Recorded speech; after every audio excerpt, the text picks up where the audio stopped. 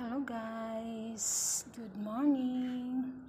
Namulaklak na ang aking snake plant. Wow. Ito naman yung isa, nag-start na siya.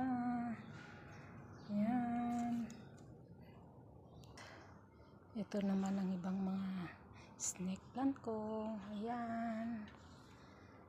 Tapos ang aking aloe vera, may bulaklak na siya. Ayan.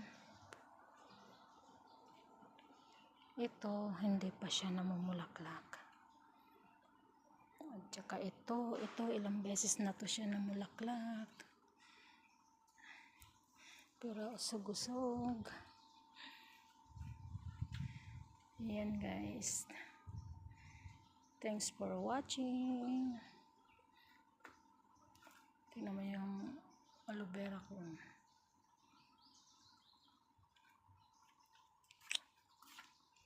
Bye!